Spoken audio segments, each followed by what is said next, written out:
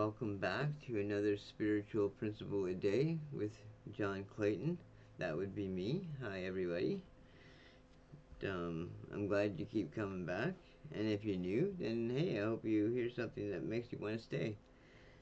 Okay, so it's February 27th. Oh, and for those of you who don't know me, my name is John Clayton. I'm a recovering drug addict and alcoholic, and I've been clean and sober since February 21st, 2021. I don't know if I've said that already. I might have, but now I've told you twice. Okay, so February 27th. Powerlessness opens the door. When we admit our powerlessness and our inability to manage our own lives, we hope the door to recovery. We open, sorry. Let's try it again. When we admit the powerlessness and our inability to manage our own lives, we open the door to recovery. Basic text, chapter 4, step 1. Practicing powerlessness as a spiritual principle may seem far-fetched to many of us. Admitting defeat to a concept we're very uncomfortable with, but what's ironic is that we're already practicing powerlessness to some extent by attending our first NA meeting, and even before that, very likely we've had our moments of crying out to something to stop this madness, this pain, begging to get well, pleading to finally get to sleep, fearing the sun coming up or going down again, promising and bargaining another time, the last time, we swear it.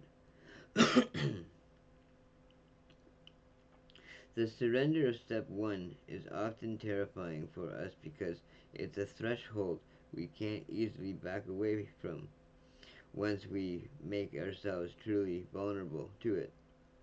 Try as some of us might, we can't put the toothpaste back into the tube. We can't return to using and just forget that people like us are staying clean. In NA, we admit that we're addicts, that we're powerless over our addiction, and that we cannot manage our own lives. We need power to survive, and we gain it with the help of other recovering addicts, a program, and a higher power. Practicing powerlessness is not a one-time occurrence. We are faced with embracing it over and over again. No, we get to do it over and over. A member mimics us from the podium.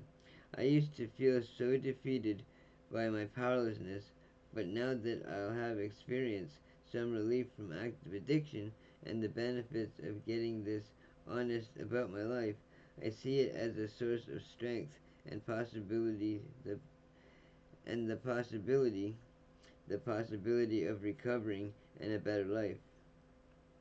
Yes, we open the door to recovery.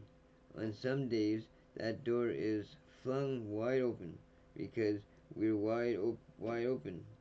On other days, we can only muster a crack to let a bit of willingness flow out and our higher power flow in.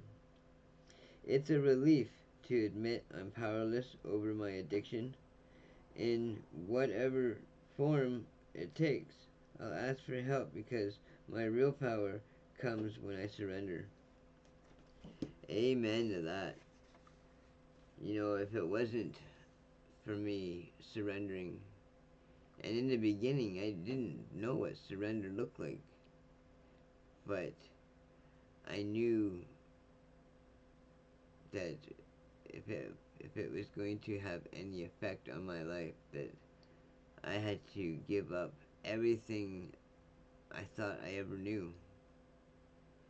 And which turned out that I didn't know nothing about nothing. I didn't know much about nothing.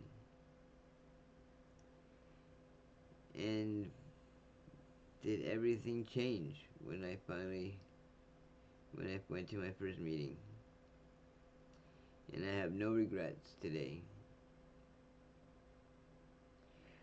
Actually, that's not true. I do have a regret. I regret that I couldn't get it figured out 20 or 30 years ago when I still had potential, where I still had a potential life, where I still had people in my life. But I also try to train myself to not dwell on that kind of shit, because you can't dwell on it. You can't change it. You can only accept it. I can only accept it. But it does still hurt sometimes, though, because, you know, it seems like today I have such a clearer thought on the whole subject, whereas before I couldn't get enough of it.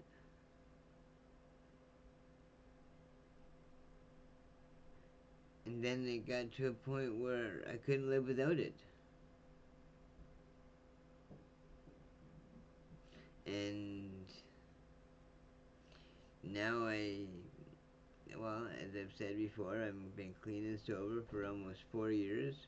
And, you know, I won't lie, I do, I do take a pill to keep me from getting dope sick. But over the last 4 years, I've been working at reducing those meds so that well, the end goal is to eventually take nothing. But if it wasn't for those pills either, then there's no way I'd be able to make it, because I don't know if anybody's ever experienced being dope sick, but it's the worst feeling ever. I mean, you literally feel like you're dying. You just, yeah, it's maybe in another video I'll get into more detail in the explanation, but for now, we'll just call it a day. So thank you everybody for joining me again today. I appreciate all of you. If nobody's told you today that they love you, well, I love you. And I love you even more if you hit that like and subscribe button.